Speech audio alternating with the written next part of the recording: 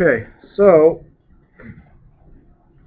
I'm going to start by just working on some primitive objects and showing you some of the tricks that the tools have. Some of these are more obvious now in Maya 2015 for the first time, so that's actually good news. But I'm going to start out, just create a new scene, and I'm going to create a polygon primitive cube. This method that I'm showing you is box modeling. It is still very common in the industry. Okay, there's a misconception among beginners that this is an archaic way of working. Actually, it is not. I will admit, though, that it is not the only method. Okay, but it is the method I'm going to show you. Mainly because we're working in Maya solely, unless you choose otherwise. Okay, so the first tool I'm really going to show you is the Move tool. And some of these things you're going to already know, but first thing I'm going to show you is that when you hover over a handle on any tool in Maya, it turns yellow. If you click on it, it will stay yellow. And that actually matters. Okay? If you don't want it to be yellow anymore, then you can click in the center of the manipulator, or this little thin lined box, and then it will deactivate all the handles. Now, the reason it matters is if I have this selected and I hold down X on my keyboard, then I can snap this cube to the grid. Okay? Now, if I activate a handle and then hold down X, it's only going to snap to the grid on the activated handle's axes. Okay, in this case, the Z axis. So that's the importance of understanding how to activate a handle and what that may do for you. Okay, so I can snap to the grid. I can also snap to a curve. Let me draw a curve real quick. Let's enter. I'm going to smooth it, make it look a little bit nicer. I can select my cube and I can middle mouse click on this curve, and it will snap to that curve, and anywhere I move on that curve, the cube will be stuck to it. Okay? This method is very handy for hard surface modeling. It's very useful to be able to draw that curve on top of the silhouette of the car that maybe you're trying to model. And then you can snap vertices as well as objects to that curve. Okay? Now, you can also snap to vertices. So to show you that, I'm going to grab or I should say, vertex-like components. You can also snap to CVs. So if I select my NURBS curve, I'll go to display just so you guys can see it, and I'm going to show CVs. Okay? And these little yellow dots are the CVs. Now if I select my cube and I hold down V, I can snap very easily by middle mouse clicking and holding down V to any one of these CVs. And it instantly will go to the closest CV that I middle mouse click next to. You will notice that I do not have to click on the manipulator at all.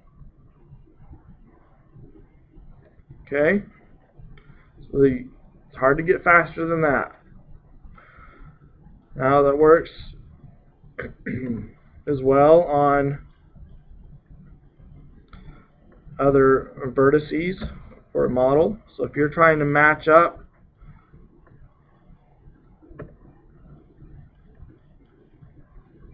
one box to another, delete this.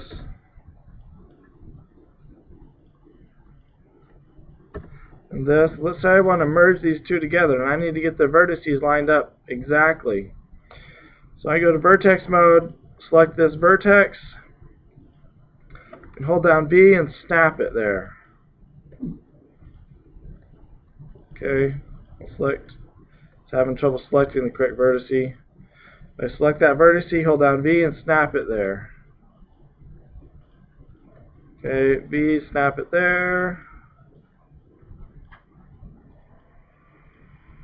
And V and snap it there.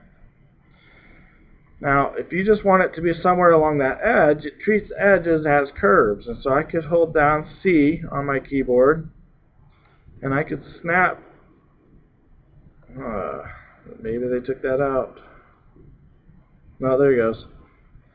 So if I hold down C and middle mouse click on an edge, it will snap that object or component to that edge.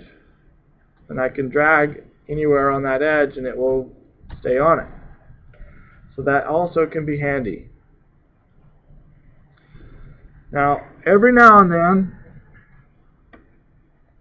when you're manipulating objects, it can be very useful to work in different spaces. So I'm going to go back. I'm going to delete these objects for now. We create a new sphere this time. I'll scale it up a little bit.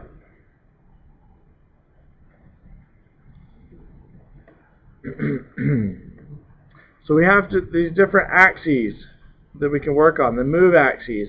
By default, it's set to world, it looks like. I haven't changed it since I installed this version of Maya. Okay, most likely, in my opinion, that's probably not where you want it. You probably want it on object. And you'll say, why? Well, if I rotate this object and then switch back to my translate tool, I can still move it straight up in object space. And that can be very handy sometimes. Especially because I'll be well, I don't know, it's just handy sometimes. Okay? Now what happens if I want to move on a certain plane, like the XY plane or the YZ plane or the ZX plane, or whatever, there's 3 of them.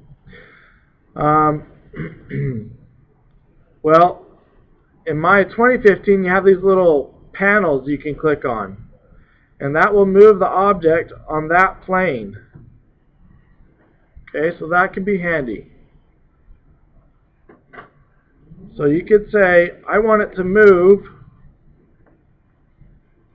to the grid on the X, but I'm not really sure where I want it on Y and Z, so I can grab the X plane and move it where I want to. That way, after I know it's in the X position that I want it to be. Okay. Now,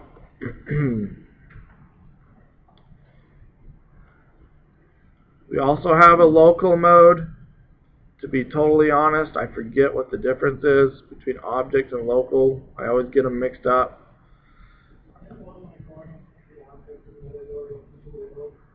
Yes, but so is object.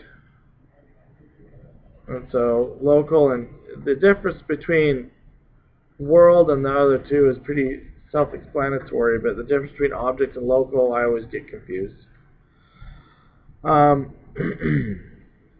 Anyway, I think local actually has to do with the rotate pivot.